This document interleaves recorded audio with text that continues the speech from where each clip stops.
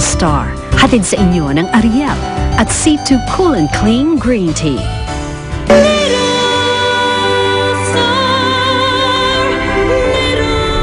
Noon pa lang gusto mo nang sirain ang pamilya namin. Pinaniwala mo ako na kinalimutan na ako ni ate. Ikaw! Ikaw yung dahilan ng yan! Yan ako! Tumigil na ako! Sige! Ako na! Ako na ang masama! Pagkatapos kong ayusin ang mga buhay ninyo! Hoy! Ilang taon mo nang minanipula ang buhay namin, ha? Kaya pwede ba? Tigilan mo na kami! Umalis ka na! Muntik nang mamatay ang asawa mo. Wala ka sa tabi niya. Mama, I was at work. Marami akong hinarap na problema sa opisina. Inuna mo pa yon. Dapat nandito ka sa tabi ng asawa mo at hindi ka aalis. Malapit na mag-start! Ay, malapit na ba? Malapit tayo dito! Okay, panoodin na natin. Lahat sa paghahanap sa aking anak. Nasaan ka na, Little Star? Why are you watching that? I'm fascinated with this woman. Look at her. She's announcing her life in Philippine television. What a soap opera. I'm enjoying it. Magagalit po ba kayo kapag doon na kami kila tatay tumira? Matagal mo nang pinangarap yon na magkaayos-ayos kayong pamilya at magkasama-sama ulit. Sino ba naman ako para pigilin yun? Pamilya yun. Retrato ito ng babaeng kumuha sa anak ko. Siya, si Helen Estrella. Hawak ko na yung litrato ni Helen at ng bata. Papadala ko ba sa'yo? Naku, wag! Pagka makita ka dito, puntahan na lang kita dyan. Gusto ko sanang humingi ng tawad sa lahat ng ginawa ko sa inyo. Humingi naman po siya ng tawad, di ba? Tama si Ninyo. Pagkatapos ng pagsisisi, pagkakataon naman ang ibigay natin sa kanya.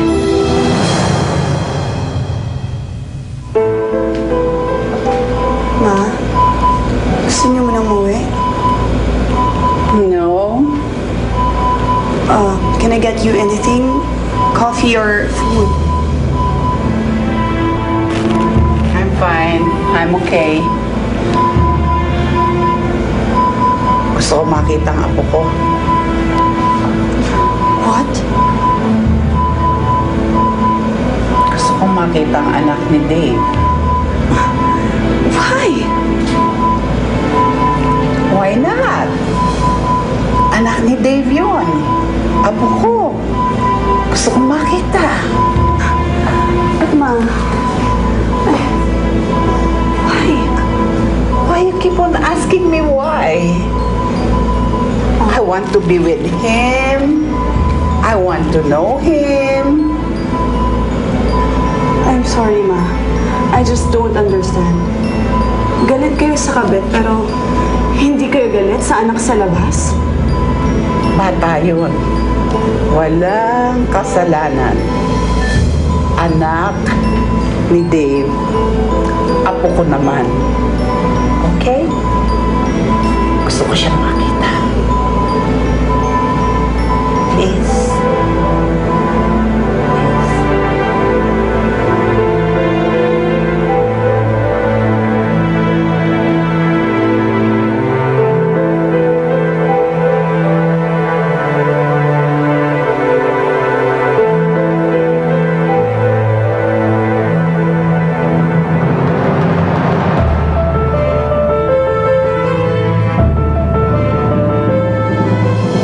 Kamusta na nga pala si Dave?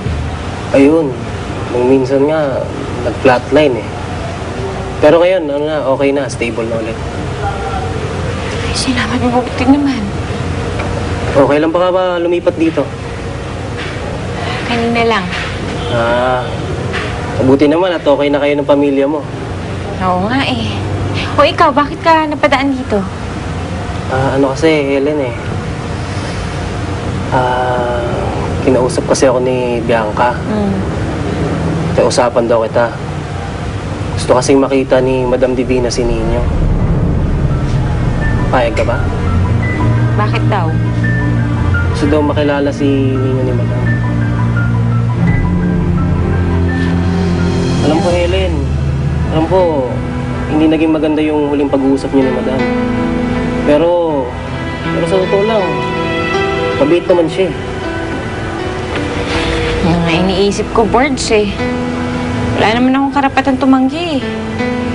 Tsaka, ako man ang nagpalaki kay Ninyo, sila pa rin ang tunay na pamilya. Kaya susunod na lang ako. Kung gusto nila makita si Ninyo, o di sige. Sabihin lang nila sa akin. Huwag lang siyang gagalawin ni Bianca.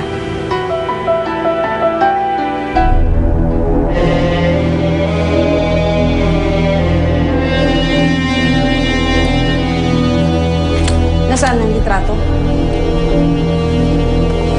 Bayad muna.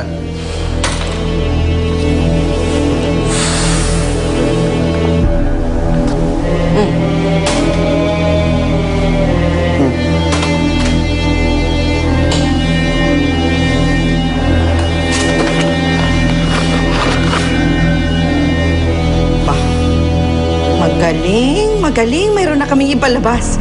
Saan ito? Ibang bayad yun. Ano?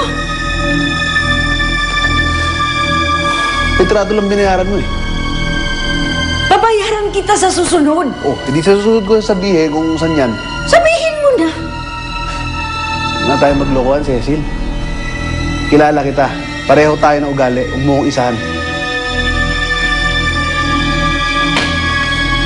Sige, maghahanap ako ng pera.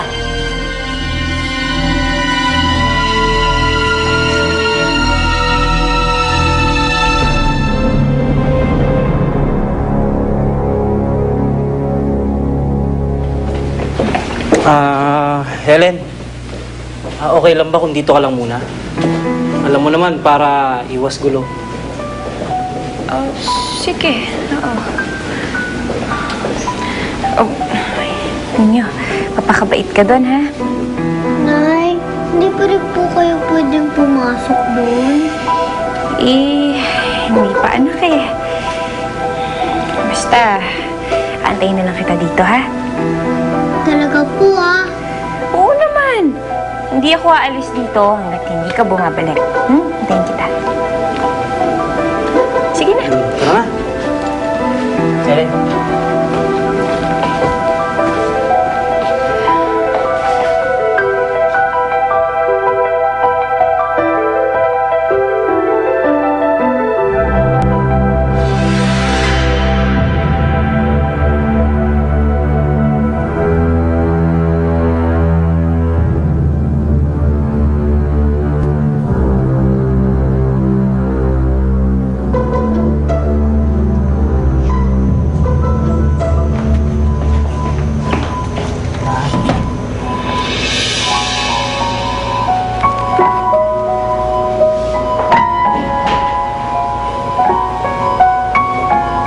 Hi. Ako ang mom ni Dave. You can call me Mamita.